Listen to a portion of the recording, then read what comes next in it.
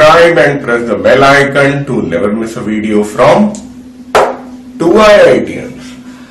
अब हम लोग शुरू करेंगे इक्वेशन ऑफ स्ट्रेट लाइन। इसके पहले हम लोग रिफ्लेक्शन कर चुके हैं और सेक्शन फॉर्मूला कर चुके हैं, काफी सारे फॉर्मूले सीख चुके हैं। अब तक मैं कोलिनियरिटी पर भी वीडियो बना चुका हूं। अगर ये सारे वीडियो आपने नहीं देखे हैं तो प्लीज नीचे लिंक पर जाकर या प्लेलिस्ट में जाकर आप सारे वीडियोस देख लीजिए, उसके बाद ही स्ट्रेट लाइन को देखिए। और स्ट्रेट लाइन को पढ़ने के लिए थोड़ा सा ट्रिग्नोमेट्री का भी ज्ञान होना चाहिए। इक्वेशन ऑफ स्ट्रेट लाइन और ट्रिग्नोमेट्री में सिर्फ tan के बारे में अगर आपको पता हो तो भी चल जाएगा।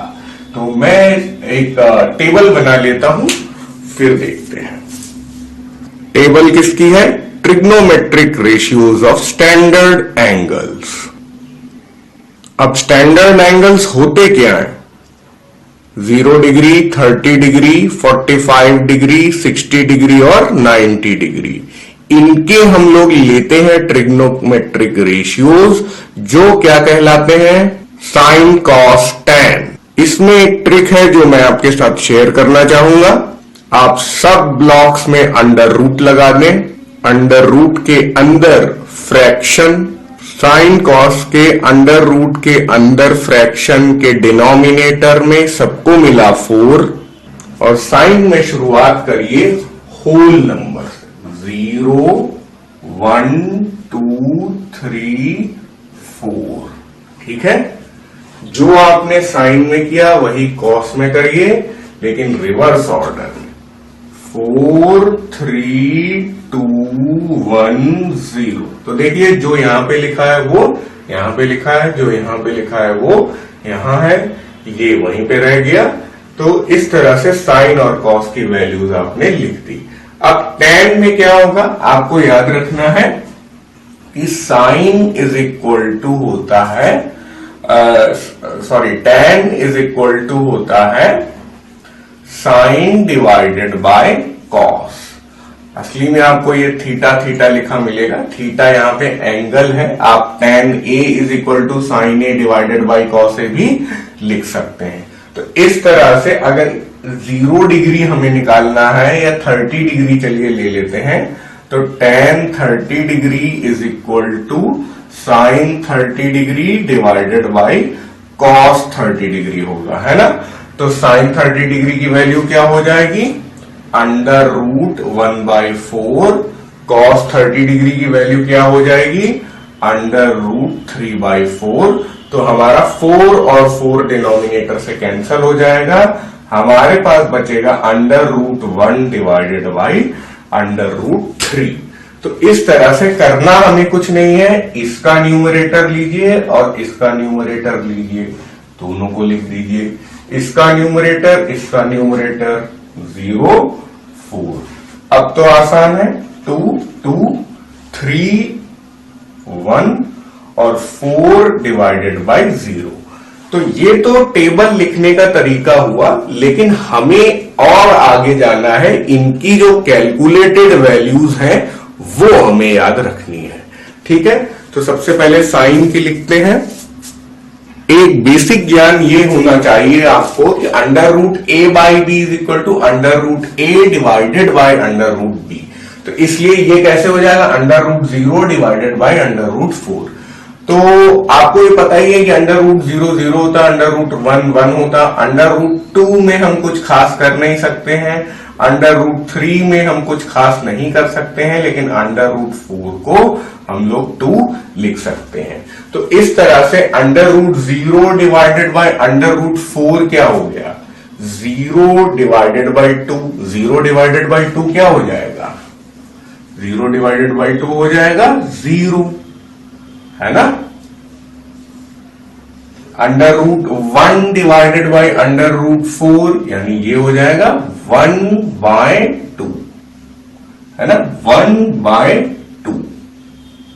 ठीक है, इसी तरह से हम लोग अपनी टेबल भर डालेंगे। साइन की हो गई, कॉस की हो गई और टैन की। tan 90 डिग्री पे थोड़ा ध्यान दीजिए। tan 90 डिग्री क्या है? Under root 4/0।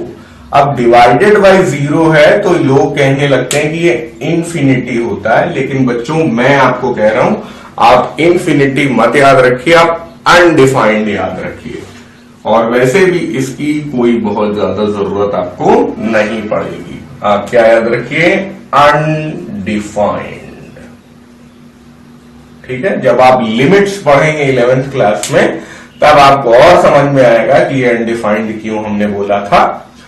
अब ये टेबल आपको याद होनी चाहिए और इस टेबल में भी ज्यादा काम का जो पोर्शन है हमारे स्ट्रेट लाइन के हिसाब से वो ये है। सिर्फ इस टेबल में आपको इतना याद रखना है इक्वेशन ऑफ स्ट्रेट लाइन पढ़ने के लिए कि भाई tan 30 degree 1/√3, tan 45 degree 1, tan 60 degree √3। ये ही 3 बातें आप याद रखें।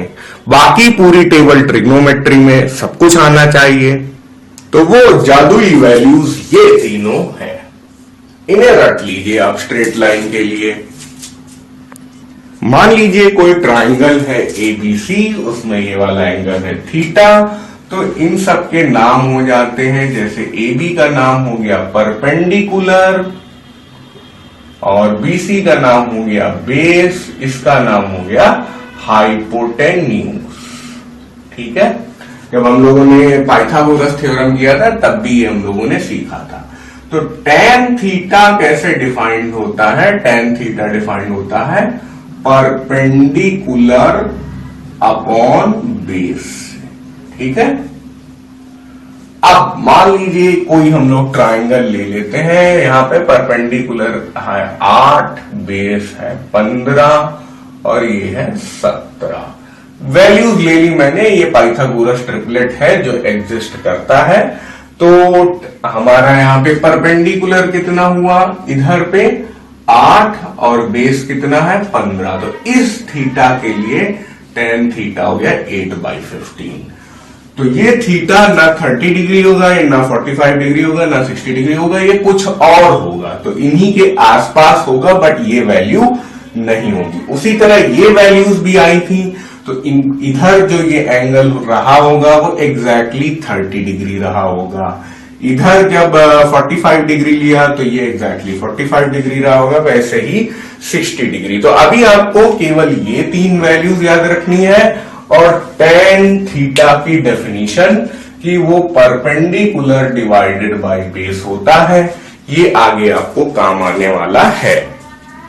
थोड़ा सा और बेसिक ज्ञान, एंगल ऑफ इंक्लिनेशन। अब देखिए बच्चों, आपको कोई लाइन ऐसे बनी मिल सकती है ना? ये तो कार्टेशियन प्लेन है, यहाँ पे ये एक्स एक्सिस है, ये वाई एक्सिस है। कोई दूसरी लाइन आपको ऐसे बनी मिल सकती है। ठीक है, तो यहाँ पे एंगल अलग अलग हो रहा है ना? तो एंगल ऑफ इंक्लिनेशन की डेफिनेशन क्या है? सबसे पहली बात तो एंगल ऑफ इंक्लिनेशन होता है angle with the x axis, angle with the x axis. तो ऐसा नहीं है कि हम लोग ये वाला एंगल मेजर करेंगे, हम लोग ये वाला एंगल मेजर करेंगे। दूसरा रूल क्या होगा? Angle measured in anti clockwise direction. ठीक है, तो एंटी क्लॉकवाइज डायरेक्शन क्या होती है? अरे यार, घड़ी ऐसे चलती है तो आप उल्टा चलिए, आप ऐसे चलिए, पहले 3 बजाइए, फिर 12 बजाइए, फिर 9 बजाइए, फिर 6 बजाइए। तो ये हो गया एंटी क्लॉकवाइज। तो आप शुरुआत करते हैं एक्स एक्सिस से और एंटी क्लॉकवाइज डायरेक्शन में जाते हैं। आप शुरुआत करते हैं एक्स एक्सिस से और एंटी क्लॉकवाइज डायरेक्शन में जाते हैं। तो ये याद रखिए कि कैसे मेजर करते हैं, है ना? शुरुआत वाला पॉइंट और एंड वाला एरो, शुरुआत वाला पॉइंट, एंड वाला एरो। तो एंगल ऑफ इंक्लिनेशन इस तरह मेजर किया जाता है और हम लोग डिनोट करते हैं theta is equal to angle of inclination. ठीक है, अब बड़ी बात आ जाती है, angle of inclination for X axis. खुद ही एक्स एक्सिस की अगर बात कर ली जाए तो क्या होगा?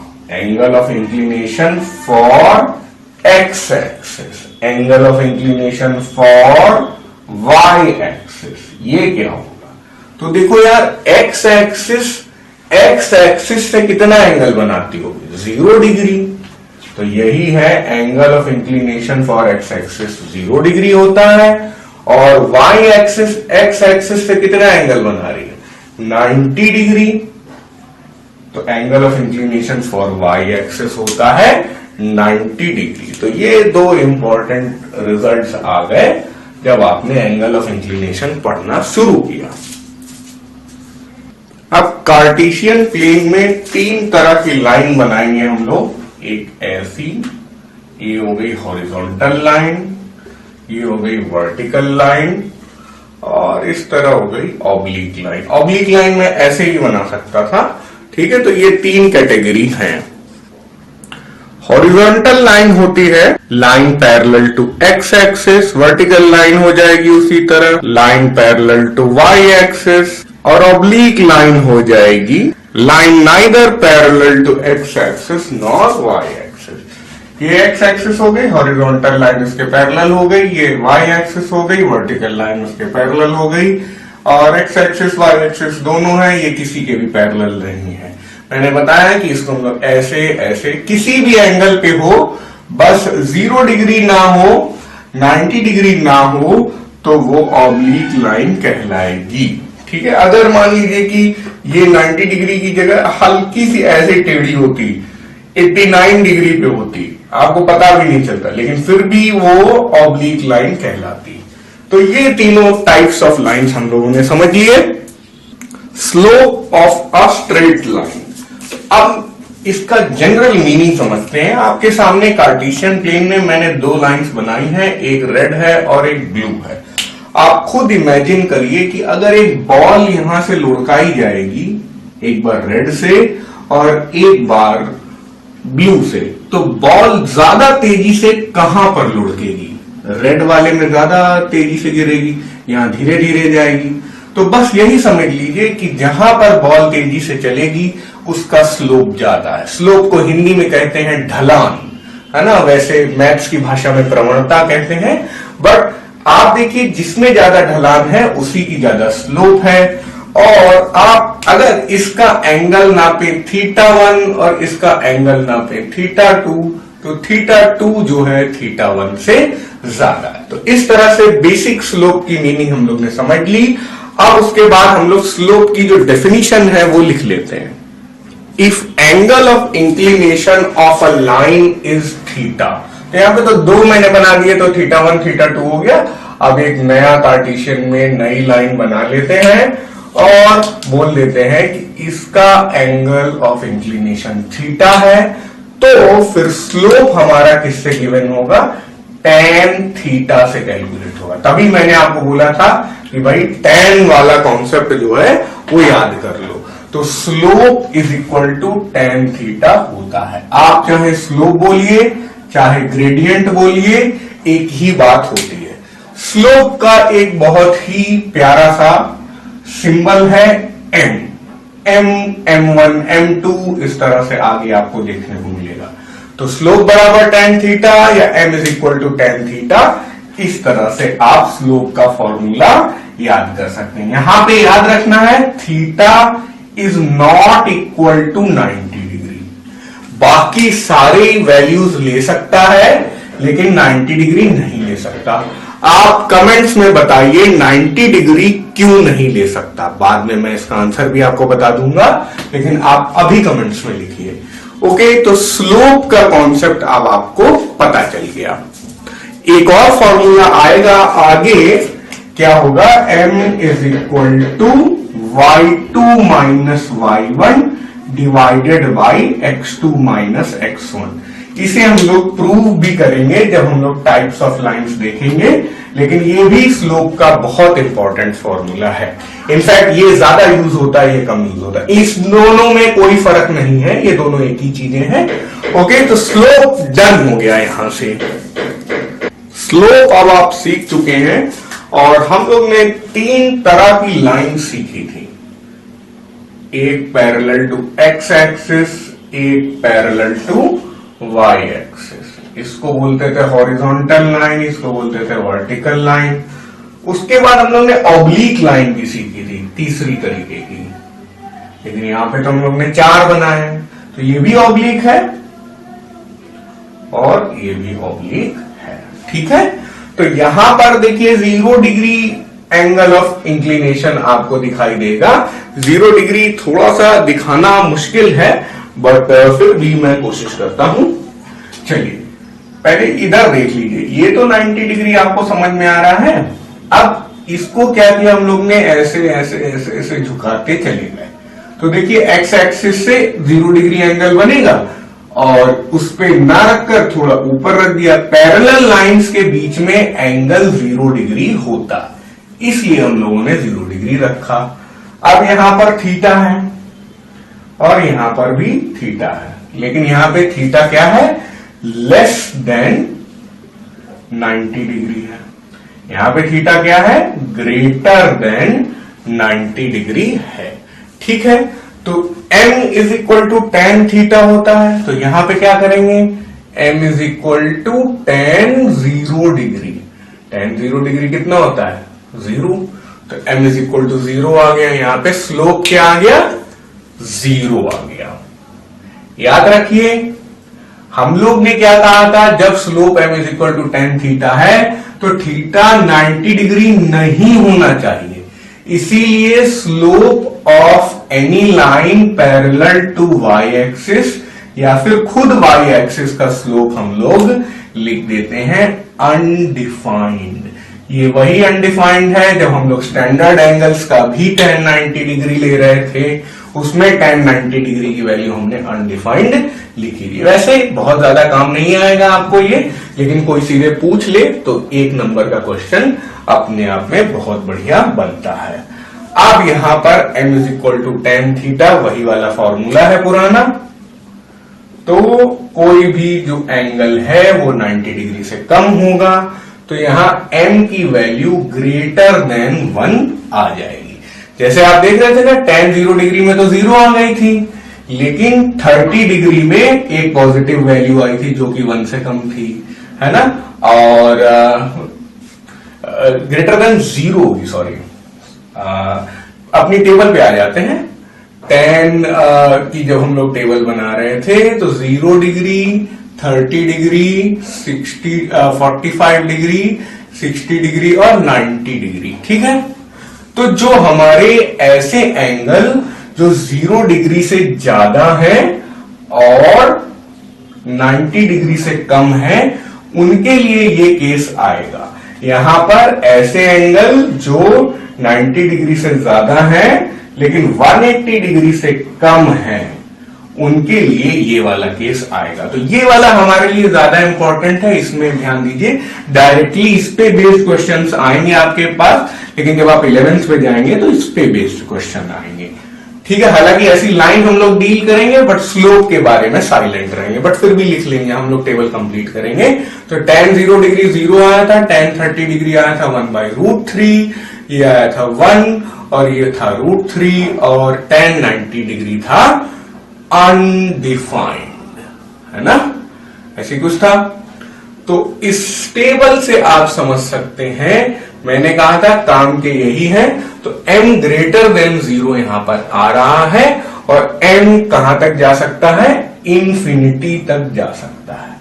तो इसको ऐसे ना लिखकर हम लोग ऐसे लिख देते हैं, जहां m इंफिनिटी तक जा सकता है। अब यहां पे क्या होगा, इसी तरह m यहां पर 0 तक पहुंचेगा और शुरुआत उसकी -इंफिनिटी से होगी। तो ये 3 केस जरूर ध्यान रखिए, ज्यादातर जो सवाल बनेंगे वो यहां से आएंगे, इससे भी आ सकते हैं। ओके, तो ये टेबल जरूर आपके मन में होनी चाहिए जब आप स्लोप के बारे में पढ़ रहे हो। इंटरसेप्ट्स की बात करते हैं। इंटरसेप्ट्स दो टाइप के होते हैं। एक्स इंटरसेप्ट, एक्स इंटरसेप्ट कैसा होगा, वो एक्स एक्सिस पे बनेगा। वाई इंटरसेप्ट वो वाई एक्सिस पे बनेगा। एक्स इंटरसेप्ट पॉजिटिव भी हो सकता है, नेगेटिव भी हो सकता है। वाई इंटरसेप्ट भी पॉजिटिव हो सकता है, नेगेटिव हो सकता है। चार कार्टेशियन प्लेन बनाए मैंने, एक ऐसे बना दो लाइन, एक ऐसे बना दो, एक ऐसे बना दो और एक ऐसे बना दो। किया मैंने क्या है कि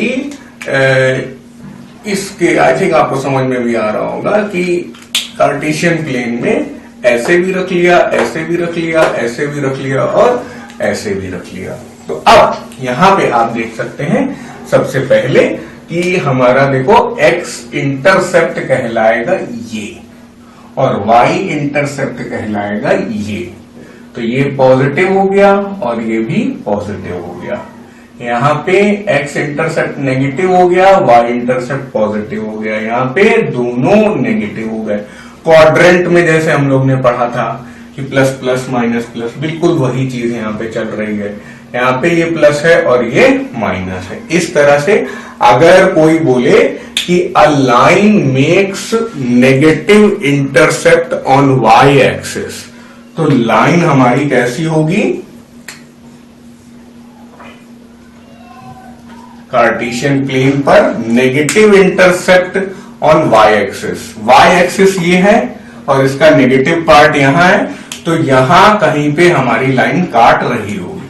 तो अब हमारी लाइन ऐसे भी हो सकती है और ऐसे भी हो सकती है। उसके बाद आपको स्लोप भी दी गई होगी, तो उससे उसका इंक्लिनेशन पता चल जाएगा कि पॉजिटिव है या फिर नेगेटिव है। ठीक है, तो इस तरह से स्लोप और इंटरसेप्ट दोनों मिलकर हमारी लाइन को डिफाइन करते हैं। ये बहुत इंपॉर्टेंट लॉजिक है। और एक थोड़ा सा यहां से जो कोरोलरी निकल के आ रहा है उसको भी हम लोग लिख लेते हैं।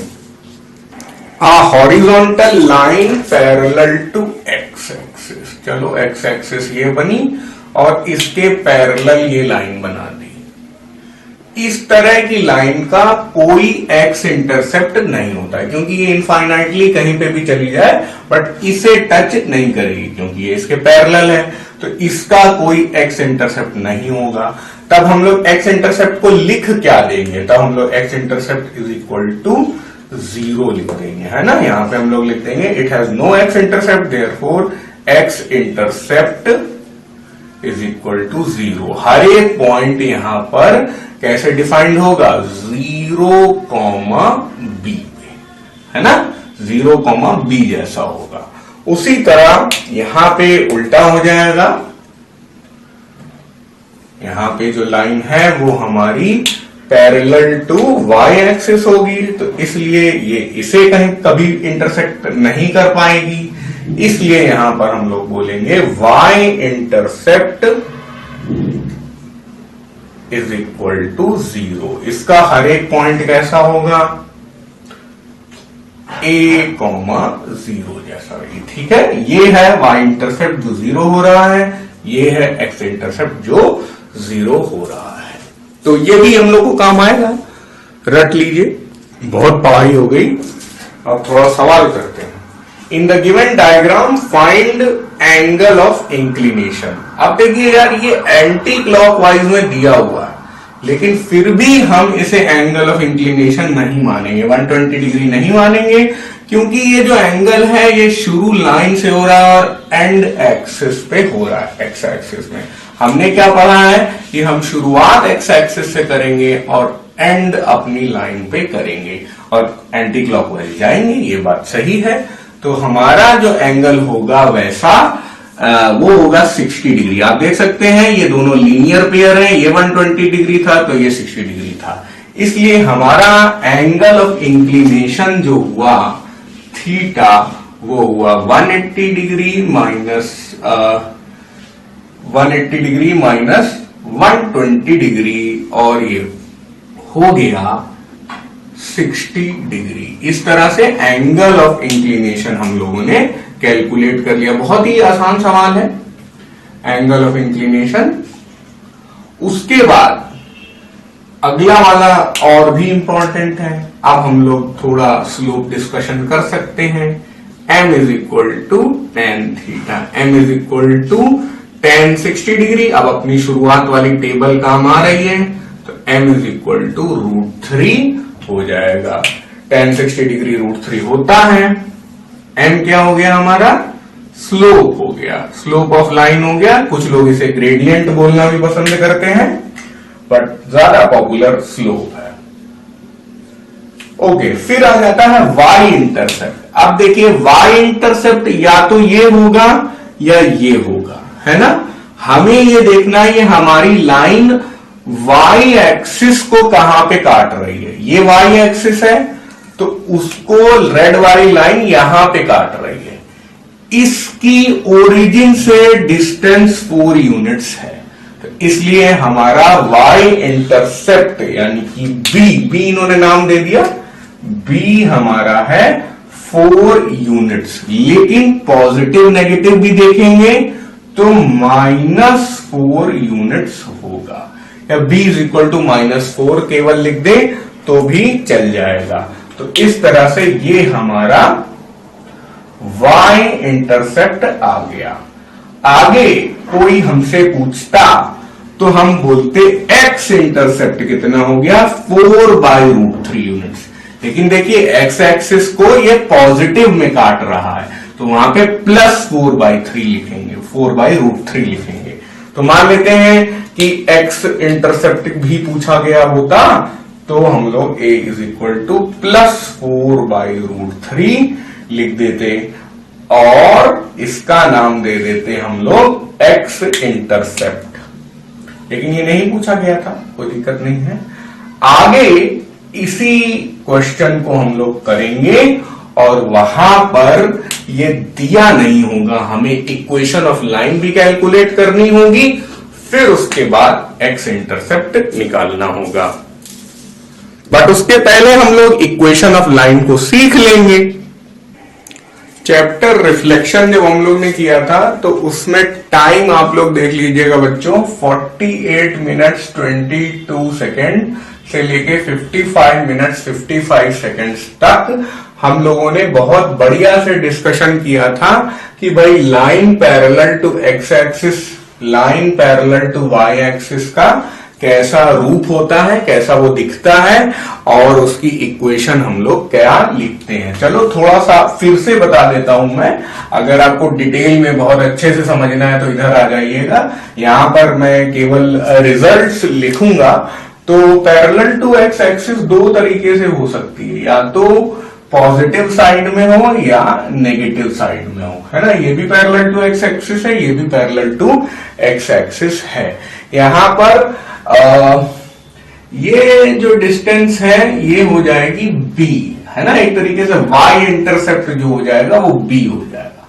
ये भी y इंटरसेप्ट जो है ये b हो जाएगा। यहां पे भी इक्वेशन आप बोलेंगे y is equal to b, यहां पे भी इक्वेशन आप बोलेंगे y is equal to b। But यहां पर क्या होगा, b ग्रेटर देन 0 है और यहां पे b लेस देन 0 है। तो दोनों ही केसेस में जो हमारी इक्वेशन है वो y is equal to b ही तो आ रही है। इसलिए equation of any line parallel to x axis हो जाती है y is equal to b। Same logic यहां पे भी लगेगा y एक्सिस वाले में। यहां पे देखिए parallel to y axis positive side में, parallel to y axis negative side में, दोनों ही इक्वेशन कंडीशन में इक्वेशन बनेगी हमारी x is equal to a। यहां पे भी बोलेंगे x is equal to a, यहां पे ये डिस्टेंस है a, यहां पे ये डिस्टेंस है a, है ना। ओरिजिन से ले रहे हैं हम लोग एक तरीके से डिस्टेंस, और ये हो जाएगा आपका a ग्रेटर देन 0 और यहां पे हो जाएगा a लेस देन 0 वाला केस। दोनों ही सिचुएशन में इक्वेशन होगी आपकी x is equal to a। अब इन्हीं दो कंडीशन से हम लोग पहुंचेंगे इक्वेशन ऑफ x एक्सिस में। अब इक्वेशन ऑफ एक्स एक्सिस में क्या होगा, या तो इस लाइन को नीचे उतार दो और एक्स एक्सिस पे ही बैठा दो, या तो इस लाइन को ऊपर ले जाओ और एक्स एक्सिस पे ही बैठा दो। दोनों ही केसेस में हमारा बी श्रिंक होकर 0 हो जाएगा, तो b इज इक्वल टू 0 हो जाएगा। तो इक्वेशन ऑफ एक्स एक्सिस क्या हो जाएगी, y इज इक्वल टू 0। और उसी तरह यहां पे क्या हो जाएगा, या तो इसे बाईं तरफ ले जाओ और y एक्सिस पे बैठा दो, या तो इसे दाईं तरफ ले जाओ और y एक्सिस पे बैठा दो। तो इक्वेशन ऑफ y एक्सिस हो जाएगा क्या, x इज इक्वल टू 0। तो ये दो इंपॉर्टेंट रिजल्ट्स हमें पता करने थे। और इक्वेशन ऑफ x एक्सिस और y एक्सिस अब हम लोग यहां से रख सकते हैं। जो पढ़ा उसी पे एक सवाल, find the equation of a line parallel to y axis and passing through 3,-5। Parallel to y axis के दोनों डायग्राम तो बने हुए हैं, और यार हमारा 3,-5 कहां होगा। x कोऑर्डिनेट पॉजिटिव है, y कोऑर्डिनेट नेगेटिव है, यानी कि हमें कुछ प्लस माइनस वाला लाना है। प्लस माइनस वाला क्वाड्रेंट हमारा ये है, ये सब हम लोग पढ़ चुके हैं, ठीक है। तो हमारा 3,-3 यहां और -5 यहां, 3,-5 यहां कहीं होगा। अब इससे लाइन जाएगी और पैरेलल टू y एक्सिस होगी, तो इस पॉइंट से लाइन जाए और पैरेलल टू y एक्सिस हो, तो ऐसी कोई सिचुएशन होगी, यानी कि ये वाली जो सिचुएशन है कैसी दिखेगी, ऐसी दिखेगी। और x is equal to a होना है। यहां पे a क्या है, डिस्टेंस हमारी लाइन की ओरिजिन से, या डिस्टेंस हमारी लाइन की y एक्सिस से, दोनों बातें सेम है। तो ये डिस्टेंस क्या होगी यार, ये डिस्टेंस तो हो जाएगी 3, तभी तो हमने 3,5, ये डिस्टेंस 3 है और ये वाली डिस्टेंस 5 है, लेकिन 5 से हमें कोई मतलब नहीं है, हमें मतलब 3 से है। तो x इज इक्वल टू 3 हमारा आंसर यहां पे हो जाएगा। इक्वेशन ऑफ लाइन क्या हो जाएगी, x इज इक्वल टू 3। तो अब अगर पैरेलल टू x एक्सिस और y एक्सिस वाले सवाल आते हैं आपके पास, तो आपको केवल कोऑर्डिनेट ही देखना है और कुछ नहीं देखना। बट ये अगर ऑब्लिक लाइंस में सवाल आएगा तब आपको स्लोप का काम पड़ेगा। तो अब हम लोग स्लोप वाले फॉर्म पढ़ लेते हैं लाइन के। पहला फॉर्म पढ़ना शुरू करेंगे, slope intercept form. Line AB meets x axis at A and y axis at B। ये दिख रहा होगा आपको, x एक्सिस A पे काट रही है और y एक्सिस को ये रेड वाली लाइन B पे काट रही है। Px, y is any point on the line AB। First quadrant में अपनी सहूलियत के लिए ले लिया गया है। Theta is the angle of inclination. Slope m ले लिया, थोड़ा कंस्ट्रक्शन, नाम दे दिए Q और M। अब पॉइंट P को आप देखिए तो यार ये जो डिस्टेंस है पूरी, ये ऊंचाई y होगी कि नहीं, तभी तो ये y प्लॉट किया गया होगा। उसी तरह ये जो है ये x होगी, तभी तो ये x, y हुआ है ना। तो एक तरीके से OM हमारे पास x है, तो BQ भी हमारे पास x होगा, क्योंकि ये 90 डिग्री है, ये 90, ये 90 डिग्री, ये 90 डिग्री, ये 90 डिग्री। इस तरह से BOMQ अपने आप में एक रेक्टेंगल है, तो OM के बराबर ही BQ होगा। तो इसको भी हम लोगों ने x लिख लिया। आपका मन है तो लिख लीजिए OM is equal to BQ is equal to x। उसी तरह ये एंगल थीटा है, तो ये भी एंगल थीटा होगा, क्योंकि ये लाइन के पैरेलल लाइन हम लोगों ने BQ खुद ही कंस्ट्रक्ट की है। ये दोनों पैरेलल हैं, तो ये दोनों कॉरेस्पॉन्डिंग साइड्स हो गए। अब देखिए आपको BQ जब x मिल चुका है, तो अगला गोल हमारा होना चाहिए कि हम लोग PQ निकालें। हमने क्या किया, अपनी तरफ से ये जो डिस्टेंस है BO इसको मान लिया C। आगे जाके हम लोग इसी C को बोलेंगे y इंटरसेप्ट, है ना। C is equal to y intercept, ये हमारा अपना अजम्पशन है, ठीक है। C y इंटरसेप्ट हो गया, m हमने अपना स्लोप मान लिया, तो ये जब C है तो ये भी C होगा, तो आराम से आप बोल सकते हैं कि QM is equal to BO या OB is equal to C। अगर ये C है, ये पूरा Y है, तो PQ हो जाएगा Y minus C। PQ is equal to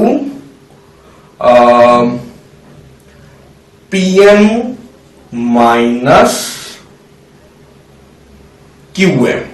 देख लीजिए, इतना PQ पूरे PM से QM उड़ाकर मिलेगा। तो PM कितना था, PM तो मोदी जी हैं, PM है Y, और QM कितना था, QM हमें C यहां से आ चुका है, तो Y माइनस C। बस अब हमारा गोल कंप्लीट हो गया। हम जानते हैं कि M is equal to tan theta होता है। हमने आपको बताया कि tan थीटा होता है परपेंडिकुलर डिवाइडेड बाय बेस। इस ट्राइंगल में अगर हम आ जाएं तो परपेंडिकुलर है PQ और बेस है BQ। तो आप जरा ये दो चीजें ध्यान दें, BQ है X और PQ है Y माइनस C।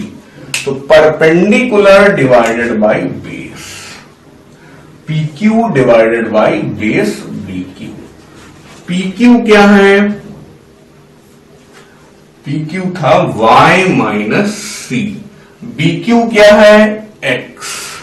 तो बस mx is equal to y minus C, इसी से हम लोग बोल सकते हैं mx plus C is equal to y, और उलट के लिख दिया y is equal to mx plus C।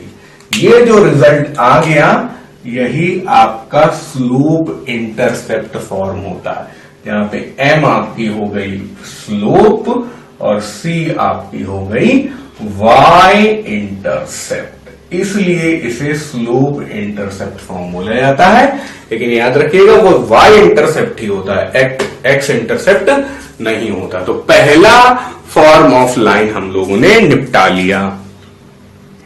Point slope form को पढ़ने के लिए हम लोग स्लोप इंटरसेप्ट फॉर्म को स्टैंडर्ड मान के चल रहे हैं, और उसी से हम लोग इसे डिराइव कर लेंगे। तो एक लाइन है हमारे पास y is equal to mx plus C, इस पर हम लोगों ने कोई भी पॉइंट P ले लिया x1, y1, ठीक है।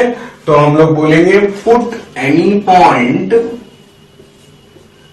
P x1, y1 line on this line, ठीक है। इसे इक्वेशन 1 मान लेते हैं, तो y1 को यहां रख देंगे और m x1 प्लस C हो जाएगा। गोल हमारा ये है कि क्योंकि पॉइंट स्लोप है तो पॉइंट दिखना चाहिए, स्लोप दिखना चाहिए, बट इंटरसेप्ट नहीं दिखना चाहिए। इंटरसेप्ट C तो पुराने वाले से निकल कर आया है। अब हम लोग क्या करेंगे, 1 माइनस 2 कर लेंगे, इक्वेशन 1 में से इक्वेशन 2 माइनस कर लेंगे। तो y minus y1 is equal to mx minus mx1 plus C minus C। तो ये दोनों तो कैंसल होने के लिए ही आए हैं, ठीक है। तो अब mx माइनस mx1 को हम लोग क्या लिख देंगे, y माइनस y1 तो चल ही रहा है, m times x minus x1। ये अपने आप में एक फॉर्म हो गया, इसी को बोलेंगे हम लोग पॉइंट स्लोप फॉर्म। रेड बक्सा पहना देते हैं, ये क्या है, पॉइंट स्लोप फॉर्म। इसका एक और नाम है वन पॉइंट फॉर्म। दोनों एक ही चीजें हैं, वन पॉइंट फॉर्म या पॉइंट स्लोप फॉर्म। अब इसके बाद आगे आते हैं हम लोग टू पॉइंट फॉर्म में। तो शुरुआत हम लोग वही करेंगे, वन पॉइंट फॉर्म में फॉर्म से शुरुआत करेंगे कि एक ही पॉइंट है और स्लोप है, या पॉइंट स्लोप फॉर्म मान लीजिए इसको। और फिर कहेंगे let another point Q x2 y2 lies on this line. ठीक है, तो ये इस पे लाई करेगा तो उसको सेटिस्फाई करेगा, है ना। तो यहां पे हो जाएगा y की जगह रख देंगे y2, y1 तो बना ही है, m वैसे ही रहेगा, x की जगह रख देंगे x2। अब देखो टू पॉइंट फॉर्म है तो हमारा काम है कि हम m को गायब करें, है ना। तो m खुद ही आ जाएगा, m is equal to y2 minus, इसको यहां ले आएंगे, m is equal to y2 minus y1 divided by x2 minus x1। m को इस तरफ लिखें, इसको उस तरफ ले जाएं, तो m इज इक्वल टू हो जाएगा y2 minus y1 divided by x2 minus x1। मैंने आपको बताया था ना कि स्लोप का ये वाला फॉर्मूला होता है, तो ये है formula of slope using two given points. ठीक है, तो ये अभी टू पॉइंट फॉर्म नहीं है हमारा, ये इक्वेशन ऑफ लाइन नहीं है, ये स्लोप का फॉर्मूला है।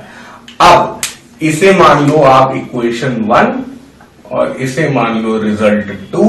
रिजल्ट 2 को इक्वेशन 1 में आप रखो, y minus y1 is equal to m की जगह ये पूरा रख दो, y2 minus y1 divided by x2 minus x1 multiplied by x minus x1।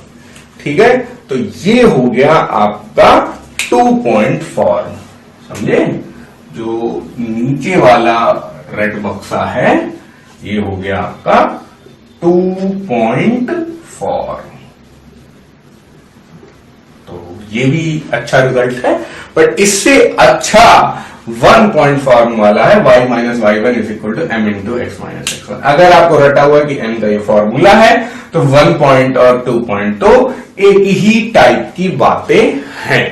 अब आते हैं हम लोग फोर्थ टाइप पे, टू इंटरसेप्ट फॉर्म। तो टू इंटरसेप्ट फॉर्म में क्या होगा, हमें दिया होगा कि x इंटरसेप्ट होता है a के बराबर, y इंटरसेप्ट होता है b के बराबर।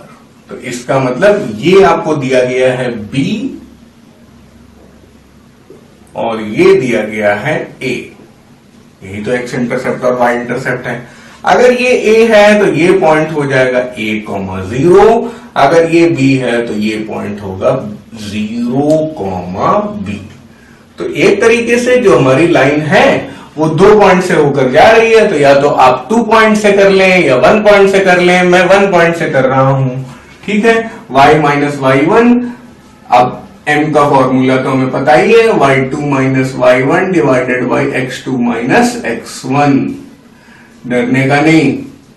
अब ये है हमारा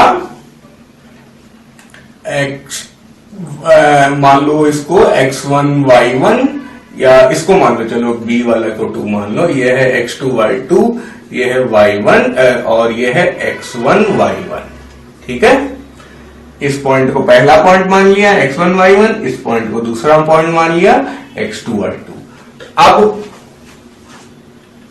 x1 y1 हमने इसको रखा है, तो y1 की जगह आप रखो 0, x1 की जगह आप रखो a। ठीक है, y2 minus y1, y2 minus y1 यानी b minus 0, x2 minus x1 यानी कि 0 माइनस a।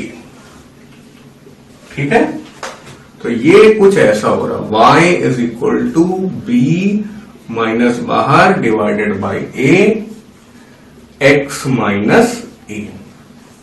ठीक है, तो a को इस साइड ले जाओ, a y is equal to minus b x minus a y is equal to minus b x plus a b.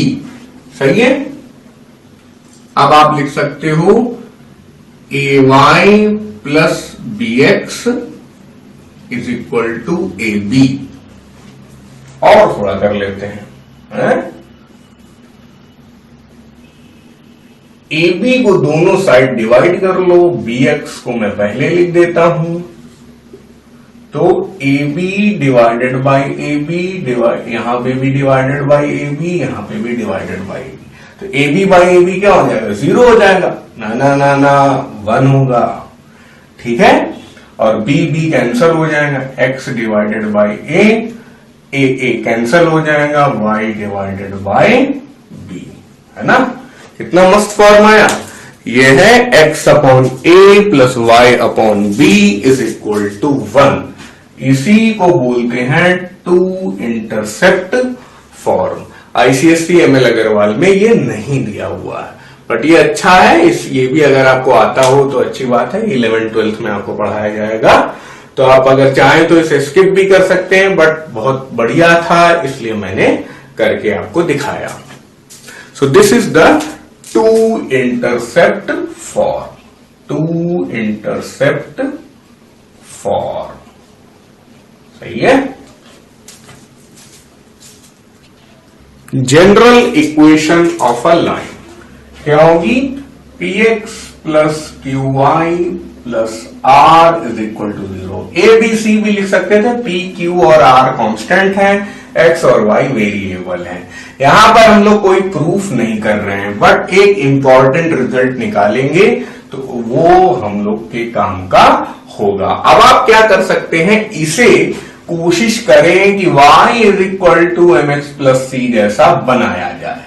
तो ठीक है, y is equal to m x plus c कौन सा फॉर्म है जरा कमेंट्स में लिख के बताएं। Q y is equal to, इन दोनों को इधर बुला लीजिए, minus p x minus are.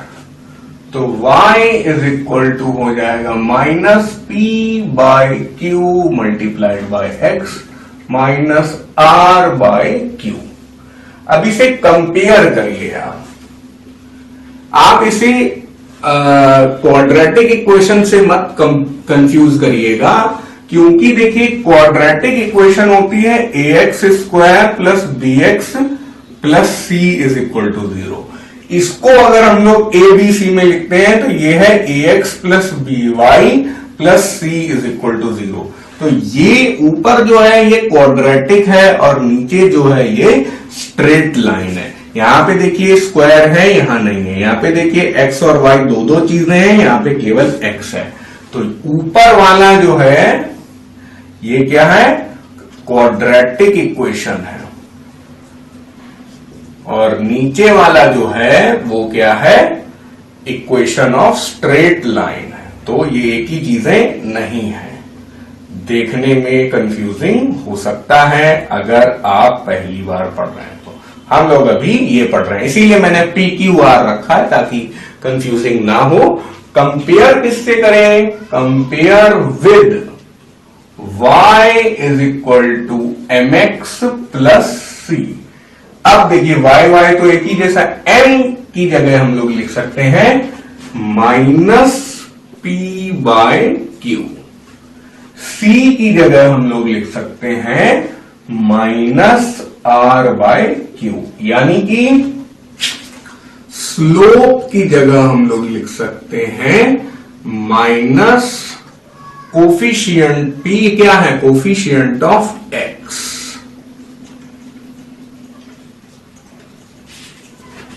और q क्या है? Coefficient of y। c क्या है? y intercept. वो किसके बराबर हो जाएगा?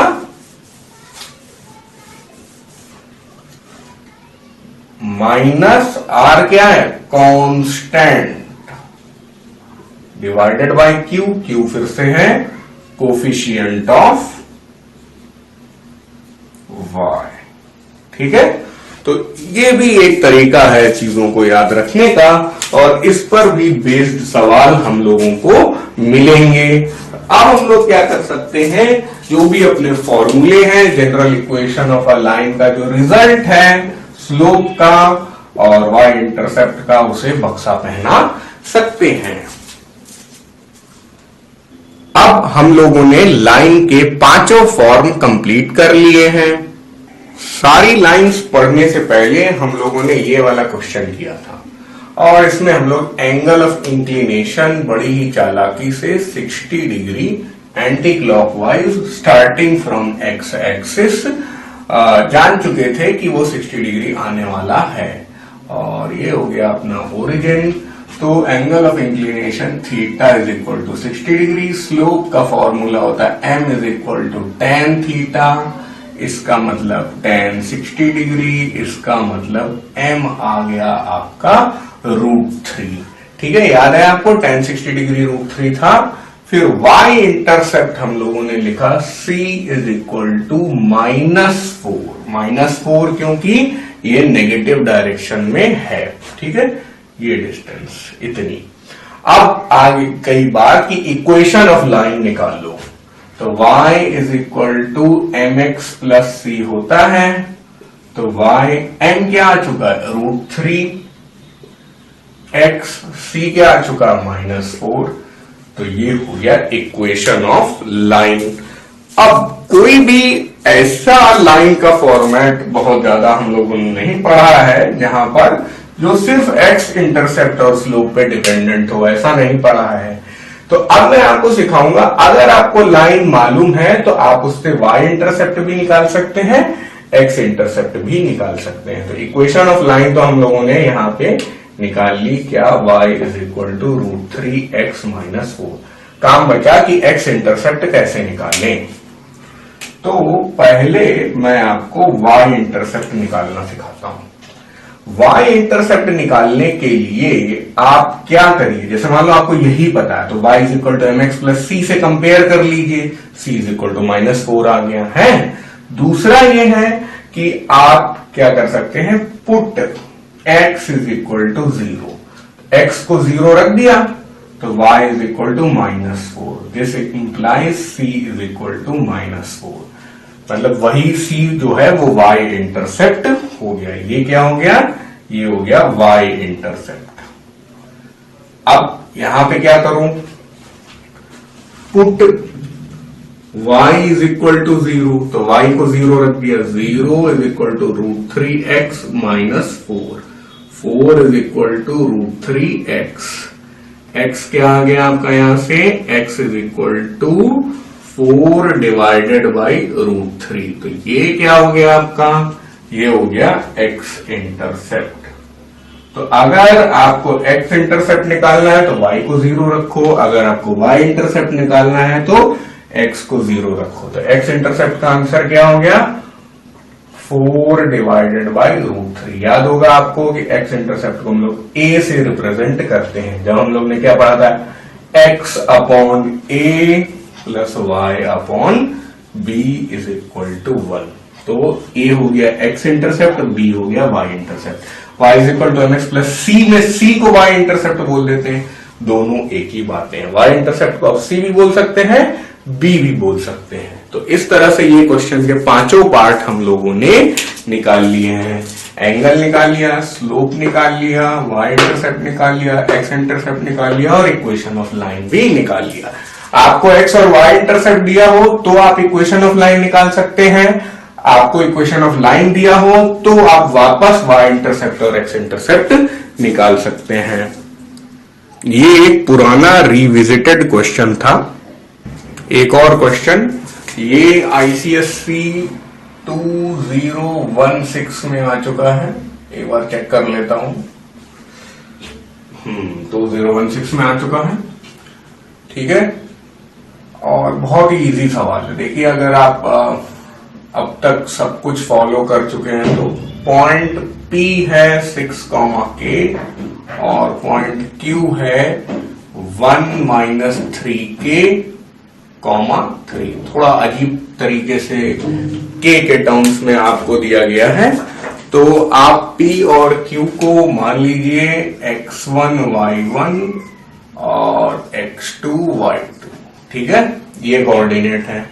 अब देखिए स्लोप आपको दिया हुआ है, स्लोप इज इक्वल टू 1/2 दिया हुआ है। स्लोप m का फॉर्मूला क्या होता है, y2 minus y1 divided by x2 minus x1, है ना। तो अब y2 क्या है, 3 है, y1 क्या है, k है, तो 3 माइनस k। x2 क्या है, 1 माइनस 3k पूरा लिख देंगे, और x1 क्या है, 6।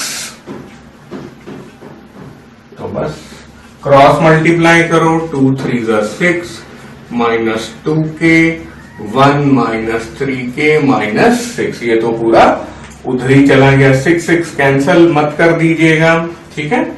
3k को इधर बुलाओ, 3k माइनस 2k, 1 माइनस 6 और एक और माइनस 6, तो 3k में से 2k गया, k केवल, और माइनस 6 माइनस 6 माइनस 12 प्लस 1 हो जाएगा माइनस 11।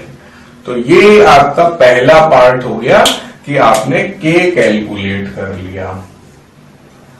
अगला पार्ट क्या होगा कि आपको mid point of PQ calculate करना है, तो वो m मान लीजिए। तो अब तो यार आपको k की वैल्यू मालूम ही है, तो p बन क्या गया, p बन गया 6 माइनस 11, और k आपको माइनस 11 मालूम है, तो q क्या बन गया, 1 माइनस 3k लिख लो, 1 minus 3 into minus 11 into 3 33 minus minus plus, तो 1 प्लस 33 34, तो ये हो गया क्या 34,3। तो अब सिचुएशन हमारे पास ऐसी है, PQ, P क्या है 6 माइनस 11 है 34,3। सेकेंड पार्ट कर रहे हैं, मिड पॉइंट ऑफ PQ होगा क्या, 6 plus 34 divided by 2 minus 11 plus 3 divided by 2। 6 plus 34 हो जाएगा 40, 40 डिवाइडेड बाई 2 हो जाएगा 20, और माइनस 11 प्लस 3 हो जाएगा माइनस 8, और माइनस 8 डिवाइडेड बाई 2 हो जाएगा माइनस 4। तो इस तरह से आपके दोनों कोऑर्डिनेट मतलब मिड पॉइंट के कोऑर्डिनेट आ गए और k की वैल्यू भी आ गई, दोनों आंसर आ गए। So this question is done. Of a line is √3x minus 3y minus 4, find the gradient of the line. तो सबसे पहले वही करेंगे हम लोग, बाकी दो पार्ट और हैं। जो भी अपनी लाइन है उसको थोड़ा सा y is equal to mx plus c वाले फॉर्मेट में लाएंगे। तो ये क्या हो जाएगा, √3x minus 4 is equal to 3y। आप देख सकते हैं 3y is equal to √3x minus 4, और अच्छा कर देते हैं y is equal to √3 divided by 3x minus 4/3। अब आप इसे और थोड़ा सा सिंप्लीफाई करें, 1/√3 x माइनस 4/3, है ना। 3 को √3 काट देगा तो √3 यहां पर बचेगा। अब आप किससे कंपेयर करेंगे, compare with y is equal to mx plus c, ठीक है। तो अब कंपेयर करने के बाद हमें ये पता चला कि m is equal to 1/√3 and c is equal to minus 4/3। m ये हो गया और c ये हो गया, है ना। तो पहला part gradient m is equal to 1/√3 और थर्ड पार्ट y इंटरसेप्ट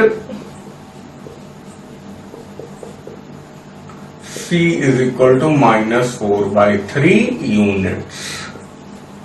ये तो हो गए। अब सेकेंड पार्ट क्या है? सेकेंड पार्ट है m is equal to tan theta से आएगा ये, है ना। तो m 1/√3 है ना।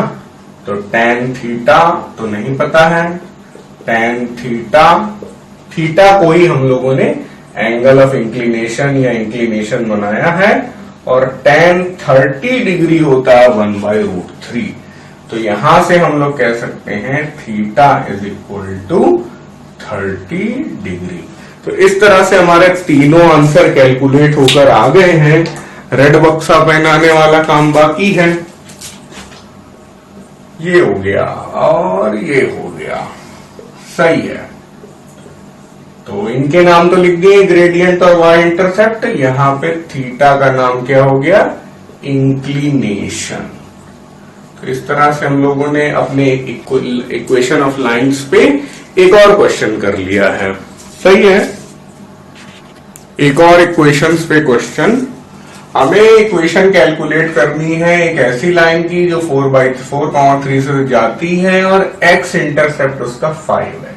जब भी आपको इंटरसेप्ट दिया हो तो आप समझ जाइए कि अगर x इंटरसेप्ट दिया है तो वो 5,0 से जा रहा है। अगर आपको दिया जाता कि y इंटरसेप्ट कितना है, y मान लो y इंटरसेप्ट है -6, तो आप 0,-6 ले लेते। समझ गए ना। y इंटरसेप्ट है तो इधर लिखेंगे और x इंटरसेप्ट है तो पहले लिखेंगे, ठीक है। तो अभी तो हमारे पास x इंटरसेप्ट है। तो एक तरीके से हमें ये पता चल गया कि हमारी जो लाइन है वो इस पॉइंट से जाती है और इस पॉइंट से जाती है। कैसा भी डायग्राम बनाइए, डायग्राम बनाने के कोई मार्क्स नहीं है, बस आपको समझना है, ठीक है।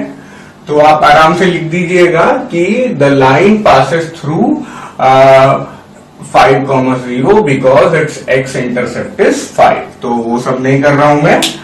अब यहां पर आप लिख सकते हैं इक्वेशन ऑफ लाइन क्या होती है। Equation of line through 4,3 and 5,0 is y minus y1 m into x minus x1। लेकिन हम लोग क्या करेंगे, इसको लिख देंगे y2 minus y1 x2 minus x1। सही है। अब क्या होगा कि हम लोग किसको x1 y1 माने, इसको मान लेते हैं x1 y1, क्योंकि यहाँ पे 0 है, थोड़ा मजा आ जाएगा, है ना, थोड़ा फायदा हो जाएगा। और यहाँ पे इसको x2 y2 मान लिए, चलो बढ़िया है। अब y माइनस y1 है क्या, 0 बना रहने दो। x माइनस x1 है क्या, 5। y2 माइनस y1 3 माइनस 0, ये 2 पॉइंट वाली इक्वेशन है ना। और x2 माइनस x1 यानी 4 minus 5। y is equal to 3 divided by -1 x minus 5। -1 उधर चला गया, माइनस y 3x माइनस 50। ठीक है भाई। तो इसको उस तरफ ले जाओ या इसको इस तरफ ले आओ। 3x plus y minus 15 is equal to 0। तो यही हमारी रिक्वायर्ड इक्वेशन हो गई। कभी भी आप आंसर सबमिट करिए तो या तो ऐसा फॉर्म हो ax plus by plus c is equal to 0 या y is equal to mx plus c, जैसा लिख देता हूं दोनों।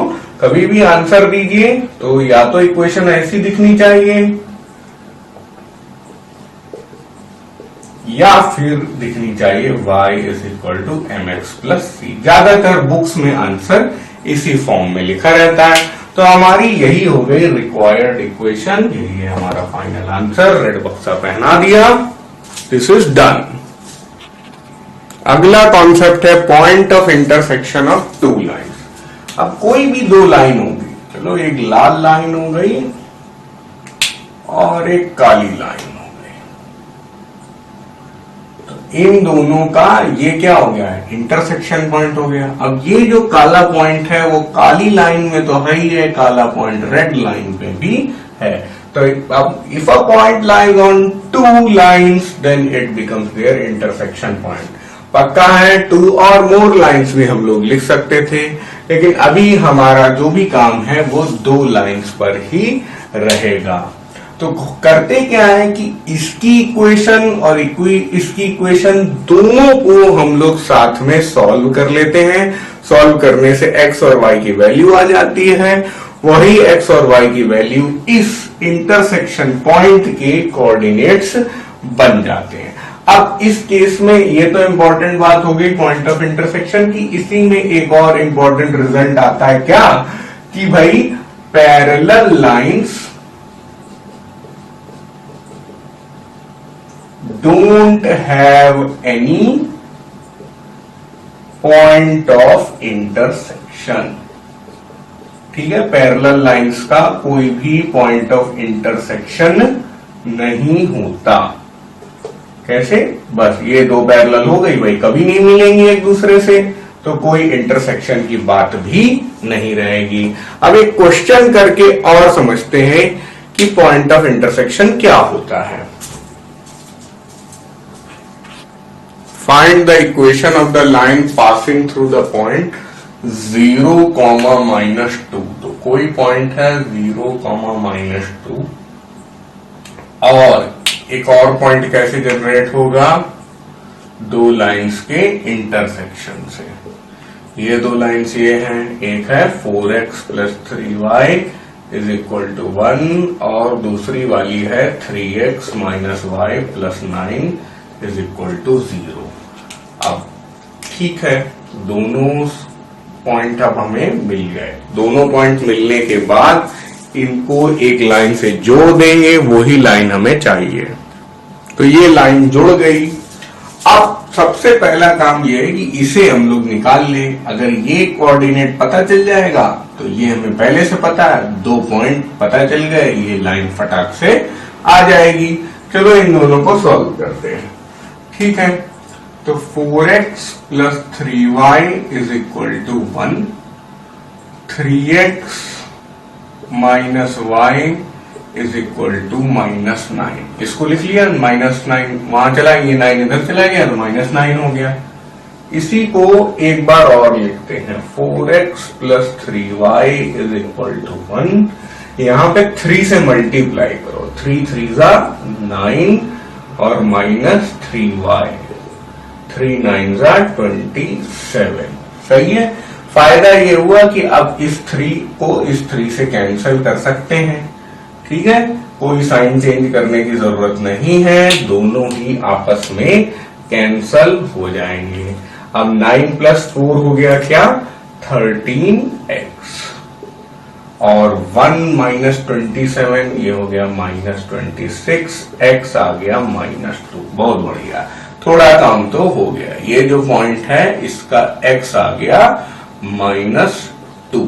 अभी y का काम बाकी है, y का काम बाकी है, तो इसको उठा के इसमें रख दो। इसमें रख दिया तो 3 - 2 - y = -9। सही है। तो ये कितना हो गया, -6, इसको यहां पे ले आया, +9 इसको यहां पे ले आया, तो 9 - 6 हो गया 3, y = 3। एक और बात पता चल गई। तो ये पॉइंट हो गया हमारा -2, 3। तो दोनों पॉइंट पता चल गए। अब दोनों से जाने वाली जो लाइन होगी उसकी इक्वेशन इस तरह लिखी जाएगी। हम लोग बड़ी चालाकी से y1 मानेंगे ये वाला, है ना, क्योंकि यहाँ पे 0 है। जब भी 0 हो तो इस वाले x1 y1 को आप जीरो वाला कोऑर्डिनेट पकड़ा दीजिए, चाहे x कोऑर्डिनेट 0 चाहे y कोऑर्डिनेट 0, x1 और y1 आप इसी को मान। खैर इस बार मैं x1 y1 x2 y2 नहीं लिख रहा हूं, अपने आप समझेंगे। ये 1 है ये 2 है बस। चलो y1 जो है वो है -2 और x1 है 0। अब y2 माइनस y1 यानी 3 माइनस 2, ठीक है। x2 माइनस x1 यानी -2 माइनस 0। चलो तो ये हो गया y प्लस 2, ये हो गया 3 2 5, ये हो गया -2, ये हो गया केवल x, -2y -4 5x, 5x plus 2y plus 4 is equal to 0, है ना। इन दोनों को इधर ले आए। इस तरह से ये क्वेश्चन हम लोग ने निपटा लिया और ये हो गया अपना रेड बक्सा और अपना क्वेश्चन पूरी तरह सॉल्व हो चुका है। अब आते हैं नेक्स्ट एक्सरसाइज के कॉन्सेप्ट पे, पैरेललिज्म और परपेंडिकुलैरिटी। यहां पर आपको बस दो ही बातें याद रखनी होंगी। पहली बात पैरेलल लाइंस की, पैरेलल लाइंस आपको दिख रही हैं, इसमें कंडीशन हो जाती है m1 is equal to m2, यानी पैरेलल लाइंस में हमेशा दोनों लाइंस की स्लोप इक्वल होती है। कोई इसे इस तरह भी रिजल्ट को इंटरप्रेट कर सकता है कि tan θ1 is equal to tan θ2, यानी कि इनके एंगल ऑफ इंक्लिनेशन जो है वो बराबर होंगे, है ना। तो उनके tan भी बराबर होंगे। तो लेकिन आपको यही याद रखना ज्यादा काम आएगा कि parallel lines m1 is equal to m2 निकलकर आता है। अब उसके बाद आएंगे परपेंडिकुलर लाइंस में, यहां पर कंडीशन आ जाएगी m1 m2 is equal to -1 या tan θ1 multiplied by tan θ2 is equal to -1। लेकिन फिर वही बात है, हमें कौन सी कंडीशन याद रखनी है, ये याद रखनी है। अब पैरेलल पे बेस्ड और परपेंडिकुलर पे बेस्ड एक एक सवाल कर लेते हैं और समझ में आ जाएगा। Find the equation of the line through P, point P कहीं यहां है अपनी लाइन पर जो हमें कैलकुलेट करनी है, और फिर गिवन लाइन हमारे पास एक और है, उनसे हमारी to be calculated line parallel है, यानी कि ये हमें कैलकुलेट करनी है, ये हमें गिवन है। P A 7, -1, B 0,3, ठीक है भाई। ये कैलकुलेट करनी है, ये गिवन है। जो इसकी स्लोप होगी वही इसकी स्लोप होगी, है ना। तो इसका नाम दे देते हैं लाइन 1 और इसका नाम दे देते हैं line 2। Slope of line 2 m2 is equal to क्या हो जाएगा, y2 minus y1 divided by x2 minus x1 आता है ना। तो 3 - 7 डिवाइडेड बाई 0 माइनस 3 - 7 नहीं करेंगे भाई, 3 -1, फिर 0 - 7, ठीक है। तो 3 + 1 4 डिवाइडेड बाई -7, तो 4 बाई -7 ये आपकी स्लोप आ गई। अब स्लोप ऑफ लाइन 1 क्या हो जाएगी, वो भी m1 is equal to m2, क्योंकि पैरेलल लाइंस, है ना। तो m1 क्या हो जाएगा, -4/7, ये दोनों तो सेम है, ठीक है।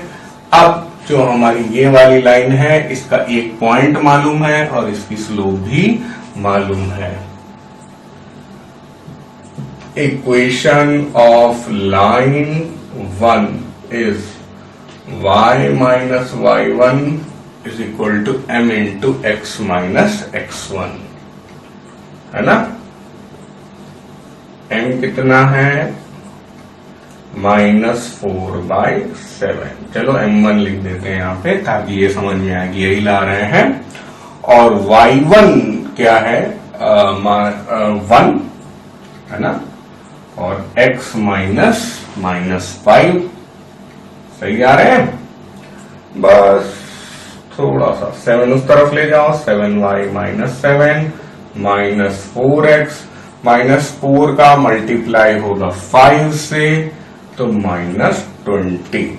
तो सबको एक तरफ ले जाओ, 4x + 7y और 20 भी उधर चला जाएगा तो +13 इज इक्वल टू 0। ये आ गई हमारी रिक्वायर्ड लाइन। तो इस तरह से पैरेलल लाइन का हम लोगों ने यूज कर लिया है। फिर से वही सवाल कर रहे हैं, बस आप चेंज देखिए, मैंने यहां पैरेलल की जगह परपेंडिकुलर कर दिया। तो पहले वाली लाइन की स्लोप तो हम लोग -4/7 निकाल चुके हैं। अब इसकी स्लोप हम लोगों ने m1 अज्यूम कर ली, ठीक है। तो अब परपेंडिकुलर लाइंस के लिए कंडीशन क्या होगी, m1 m2 is equal to -1, ठीक है। तो m1 अपनी क्या है भाई, पता नहीं है क्या है, वही तो निकालना है। और m2 -4/7 है, ऐसे लिख लेंगे।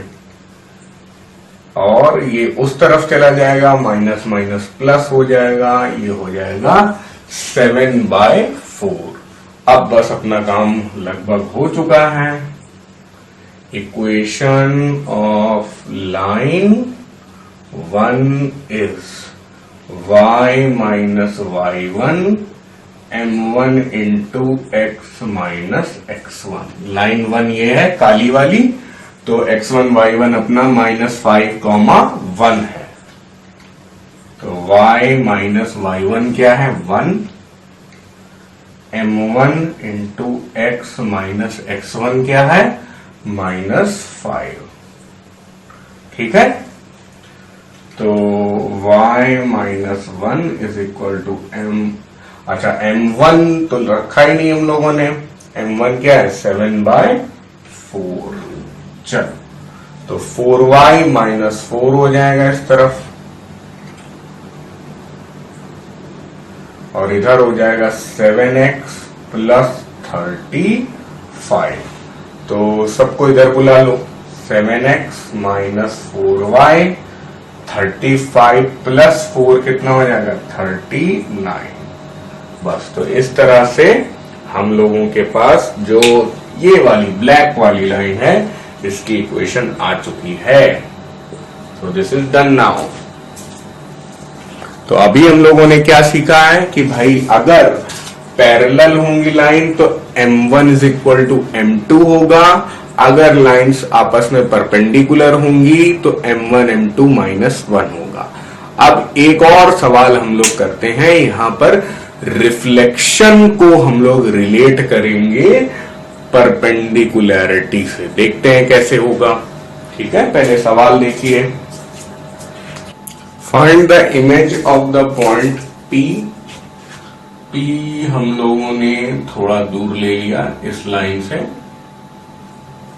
P है -3,1 इन द लाइन, यही लाइन है हमारा 2x - 3y is equal to 4। अब इस पे इमेज बनेगी तो ये थोड़ा पीछे चली जाएगी, इधर तक आ जाएगी।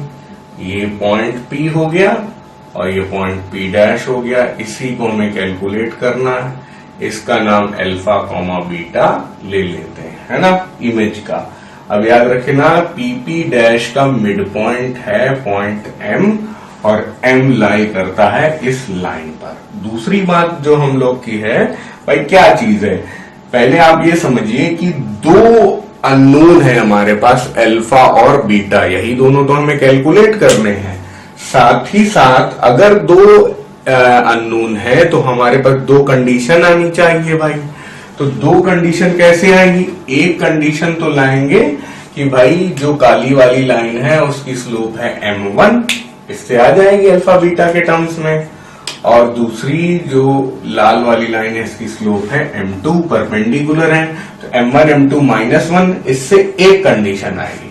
फिर दूसरा, इन दोनों का मिड पॉइंट वो लाई करता है इस वाली लाइन में, इससे दूसरी कंडीशन आएगी। तो इस तरह से अल्फा कॉमा बीटा में हमारे पास दो कंडीशंस बन जाएंगी, उन दो कंडीशन से हम लोग निकाल लेंगे। कंडीशंस बोलो या इक्वेशंस बोलो, एक ही बात है, ठीक है। तो शुरू करते हैं। Slope of line PP dash is m1, let कर लिया हम लोगों ने, ठीक है। तो PP डैश की स्लोप थोड़ा सा सीधा, PP डैश की स्लोप हम लोगों ने m1 कर लिया, तो m1 is equal to y2 minus y1 divided by x2 minus x1।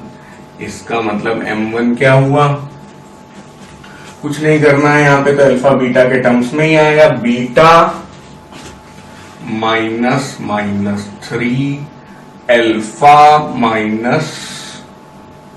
-3, ठीक है। यहाँ पे बीटा -1 होगा, ठीक है। हम लोग y से y को माइनस करेंगे और x को x से माइनस करेंगे, तो इस तरह से m1 आ गया बीटा -1 और अल्फा +3, बस इतना हुआ। अभी काम कर पाए हम लोग m1 का, अभी काम करेंगे m2 का। 2x late slope of line, इसका नाम मैं दे दे रहा हूं L2। Line 2x minus 3y is equal to 4 is m2, ठीक है। तो 2x minus 3y is equal to 4, 2x minus 4 is equal to 3y, इसको इस तरफ ले आए, तो y is equal to 2/3x minus 4/3, y is equal to 2/3x minus 4/3। Compare कराओ इसे, compare with y is equal to mx plus c, तो mx से बिना कंपेयर कराओ, m2 हमने अज्यूम किया है तो सीधा m2 ही मान लो, therefore m2 is equal to 2/3। तो अभी तो अपना m2 निकल आया 2/3। अब ये m1 ये m2 मल्टीप्लाई होंगे m1 m2 -1 वाली कंडीशन देंगे। अभी भी हम लोग पहली कंडीशन ही बना रहे हैं, हमारे पास अभी ब्लैक वाली स्लोप m1 और रेड वाली स्लोप m2 अवेलेबल है।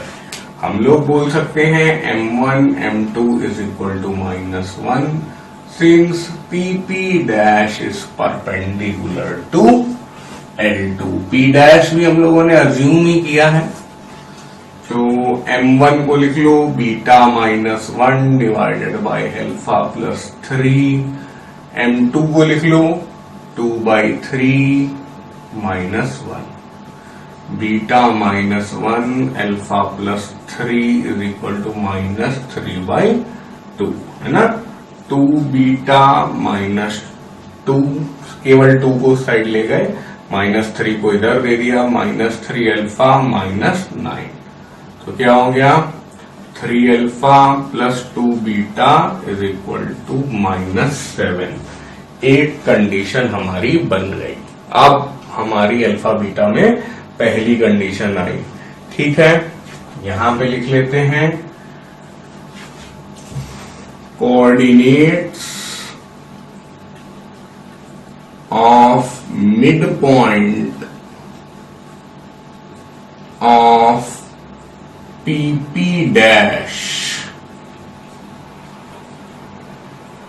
क्या हो जाएंगे, PP डैश क्या है, ये है, इनका मिड पॉइंट क्या है, ये M, और अल्फा -3 डिवाइडेड बाय 2 और beta +1 divided bye 2।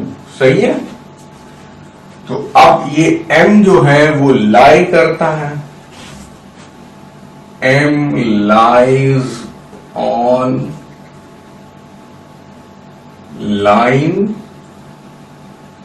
L2, m जो है L2 पर लाई करता है। तो 2x minus 3y is equal to 4, 2 times x यही होगा एक तरीके से, अल्फा माइनस 3 सेटिस्फाई करा रहे हैं, और minus 3 beta plus 1 divided by 2 is equal to 4। पूरी इक्वेशन में 2 से मल्टीप्लाई कर दिया जाए, मतलब इस पे 2 से मल्टीप्लाई करेंगे 2 गायब हो जाएगा, इस पे 2 से मल्टीप्लाई करेंगे 2 गायब हो जाएगा, इस पे 2 से मल्टीप्लाई करेंगे 8 आ जाएगा। तो नीचे के 2 गायब मान लेते हैं, 2 alpha minus 6 3 minus 3 beta minus 3, सही है। अब क्या करेंगे हम लोग, 2 alpha minus 3 beta minus 6 minus 3 हो गया माइनस 9, माइनस 9 को इस साइड ले आएंगे तो 9 8 17। तो हमने क्या आपको बताया था कि पहली कंडीशन है -7 वाली ये, और दूसरी कंडीशन है ये वाली। अब हम लोग 2 कंडीशंस एस्टैब्लिश कर पाए, इसके बाद अल्फा बीटा कैलकुलेट होंगे। तो 3 अल्फा प्लस 2 बीटा, बहुत ध्यान से करना होता है बच्चों इसको, थोड़ी सी भी गलती जानलेवा हो सकती है यहाँ पे। देखो 3 अल्फा प्लस 2 बीटा है, मैंने 3 बीटा इसको देख के लिख दिया, यही बोल रहा हूं मैं, ठीक है। और 2 alpha minus 3 beta equal to 17, सही है। अब इसको आप लोग भी सॉल्व करिए जरा। कैसे किया भाई, ऊपर वाली इक्वेशन में 2 से मल्टीप्लाई कर दिया, 6 अल्फा 4 बीटा माइनस 14, इसको कर दिया आपने मल्टीप्लाई बाय 2, इसको कर दिया आपने मल्टीप्लाई बाय 3, इसलिए क्योंकि हम लोग अल्फा को गायब करना चाहते हैं। तो 2 3 ज़ा 6, 2 2 ज़ा 4, 2 7 ज़ा 14, फिर इसको 3 से मल्टीप्लाई कर दो, 3 2 ज़ा 6 अल्फा माइनस 3 3 ज़ा 9 बीटा और 17 3 ज़ा 51। डरने का नहीं, नंबर थोड़े बड़े हो रहे हैं, ये हो गया माइनस, ये हो गया प्लस और ये हो गया माइनस। अब आप देखो 9 4 13 बीटा, आई होप ये दिख रहा होगा, बोर्ड से बाहर नहीं जा रहा होगा। माइनस 13 बीटा दिख रहा है या नहीं, हाँ दिख रहा है, सही है। और ये माइनस 51 माइनस 14 हो गया माइनस 65।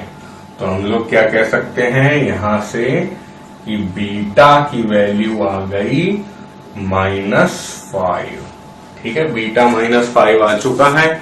अब अल्फा निकालेंगे, इन 2 इक्वेशन से बीटा की वैल्यू -5 आ चुकी है, तो बस इसमें रख दीजिए 3 अल्फा प्लस 2 माइनस 5, 1 में रख दिया हम लोगों ने, इज इक्वल टू -7, और 3 alpha minus 10 is equal to -7, 3 alpha -10 उधर चला जाएगा, प्लस 10, 10 में से 7 गया 3, और अल्फा हो गया अपना 1, ठीक है।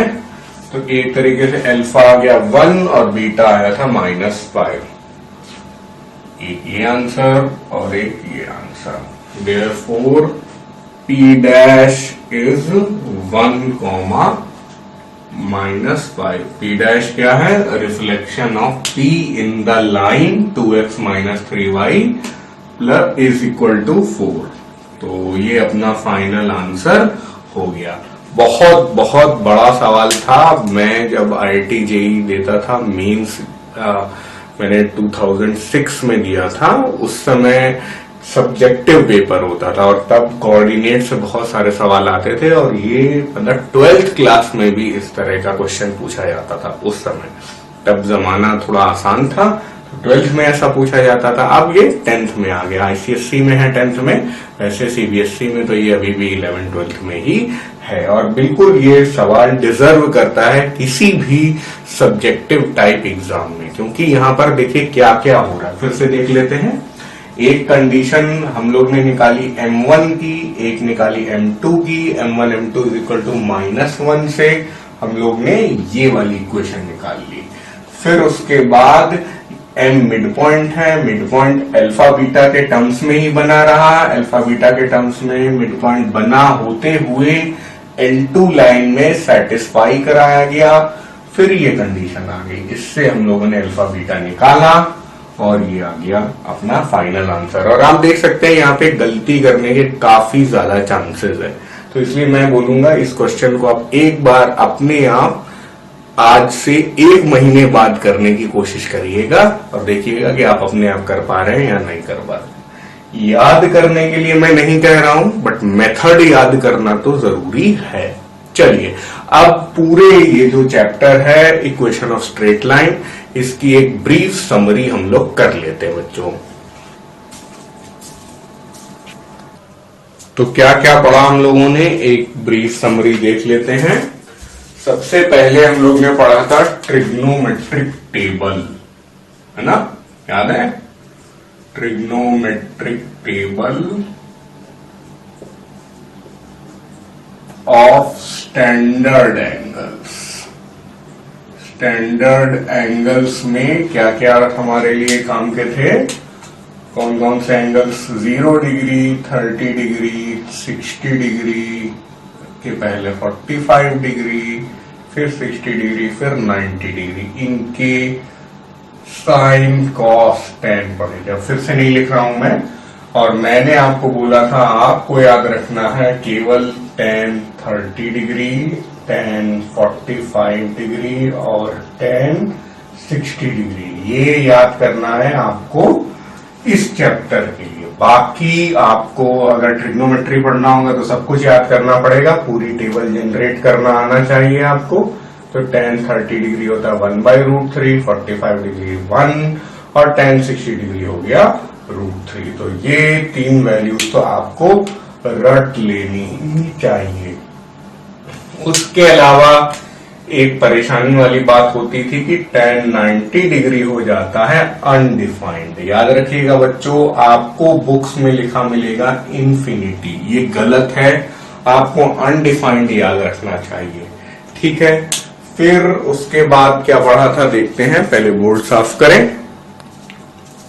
उसके बाद था एंगल ऑफ इंक्लिनेशन, कैसे हम लोग किसी भी लाइन का थीटा मेजर करेंगे, इसकी मेथडोलॉजी देखी थी हम लोगों ने। और हम लोग ने ये सीखा था कि कोई भी लाइन है तो उसका थीटा हम लोग देखेंगे कैसे, एंटी क्लॉकवाइज। तो थीटा में 2 चीजें देखनी है कि आप एक्स एक्सिस से नापें और एंटी क्लॉकवाइज नापें, तब सही एंगल ऑफ इंक्लिनेशन निकल के आएगा। उसके बाद दूसरी थीटा से ही रिलेटेड बात जो हो जाएगी वो हो जाएगी slope. Slope m is equal to हो जाता था tan थीटा। तो जैसे जैसे थीटा बढ़ता है वैसे वैसे m बढ़ता है। स्लोप का एक और फैंसी नाम ग्रेडियंट। यहां पे याद रखिए theta not equal to 90 degree, ऐसा कह रहे हैं क्योंकि 90 डिग्री पे अनडिफाइंड का डर बना रहता है। अब उसके बाद आ जाता है इंटरसेप्ट, जो पढ़ा हम लोगों ने। इंटरसेप्ट कैसे, 2 तरीके के, एक्स इंटरसेप्ट और वाई इंटरसेप्ट। आपकी बुक ने वाई इंटरसेप्ट पे ज्यादा जोर दिया है।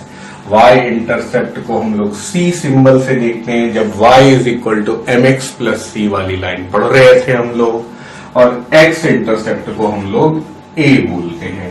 कभी कभी वाई इंटरसेप्ट आपको b बोलते हुए भी देखा जाएगा, बट इस बुक में सी ज्यादा बोल रहे हैं। अब इंटरसेप्ट कैसे दिखाई देते हैं? तो जैसे मान लीजिए ये अपना कार्टेशियन प्लेन है, लाल रंग की ये लाइन, तो ये वाला हो गया क्या? ये हो गया y इंटरसेप्ट यानी कि C, और ये वाला हो गया क्या?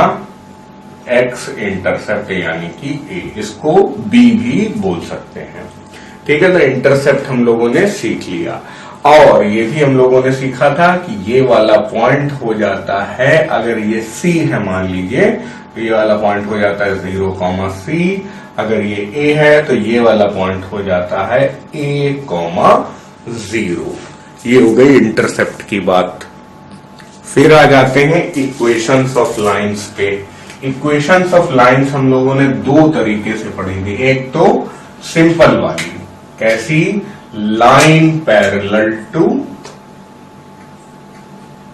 X axis.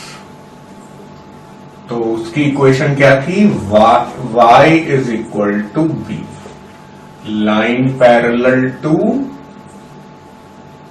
y एक्सिस क्या थी? उसकी इक्वेशन थी x is equal to a। अगर चित्र बनाया जाए इनका, तो ये जो लाइन थी कार्टेशियन प्लेन में ही बनेगी।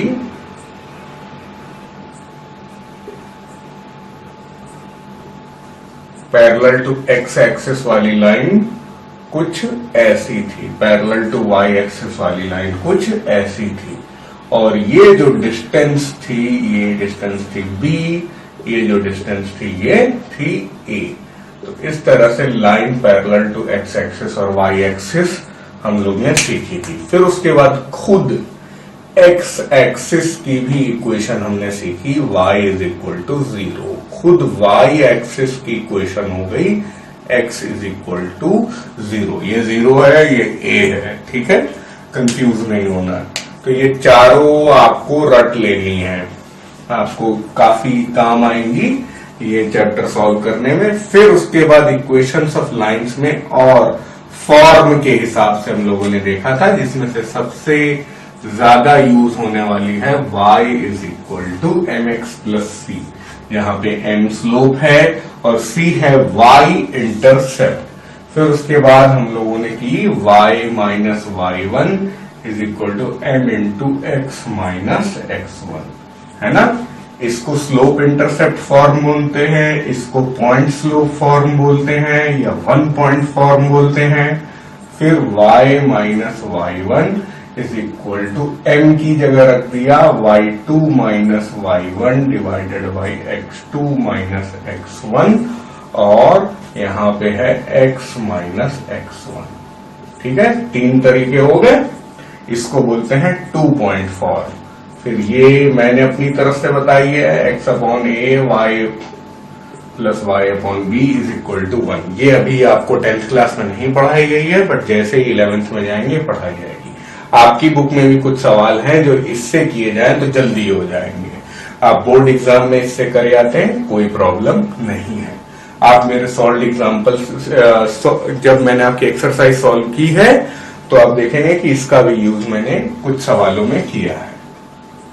ओके, उसके बाद एक सबसे ज्यादा जो साधारण तरीका है किसी भी लाइन को लिखने का वो ये है, लेकिन यहाँ पे प्रॉब्लम ये आ रही है कि नंबर ऑफ वेरिएबल्स ज्यादा है, px plus q y plus r is equal to 0। But इसका भी काम पड़ता है, इस फॉर्म से इस फॉर्म में आते हैं, फिर हम लोग अपना काम करना शुरू करते हैं। तो इस तरह से इक्वेशंस ऑफ लाइन, ये तो सिंपल वाली है 4 और ये 5 आपको आनी चाहिए। 5 में से ये याद करना और ये याद करना ऑप्शनल है, बट ये जरूर आपको आना चाहिए।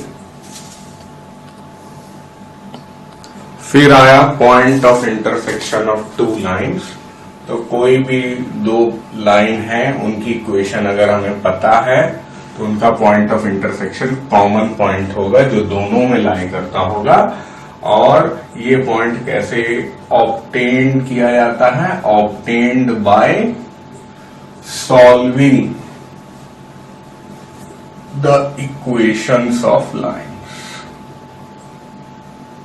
है ना, साइमल्टेनियस इक्वेशन जैसे हम लोग सॉल्व करते थे, जैसे मान लो कुछ भी है 2x + 3y = -7, ये वाली है, और अगर ये वाली है 5x - 17y = 21, तो 5x - 17y = 21। आप लोग जरा सॉल्व करिएगा इस इक्वेशन को और कमेंट्स में आंसर दीजिएगा। आंसर कुछ भी उल्टा पुल्टा आ सकता है, कोई दिक्कत नहीं है। अगर आप कमेंट करते हैं तो मैं जरूर वेरीफाई करके बताऊंगा कि आपका आंसर सही है या नहीं। फ्रैक्शन में आएगा, कोई प्रॉब्लम नहीं है, क्योंकि मैंने रैंडम वैल्यूज लिख दी हैं। उसके बाद आखिरी में हम लोगों ने पढ़ा बहुत ही सिंपल लेकिन बहुत बहुत पावरफुल टेक्निक जो आगे भी आपको काम आएगी। कोऑर्डिनेट का पीछा 12th का क्लास तक नहीं छूटेगा, बहुत सारा कोऑर्डिनेट आगे आपको पढ़ना है। ये तो सिर्फ बेसिक था। अगला था पैरेलल लाइंस। पैरेलल लाइंस की बहुत सिंपल कंडीशन M1 = M2, और परपेंडिकुलर लाइंस की थोड़ी कम सिंपल M1 M2 = -1।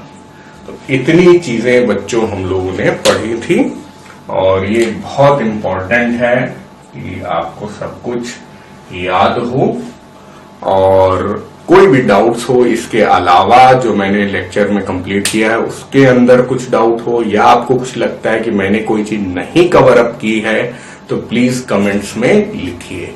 और बच्चों, ये जो भी लेक्चर आपको यहाँ पर मिल रहे हैं वो ज्वाइन बटन दबाने के बाद ही मिलेंगे।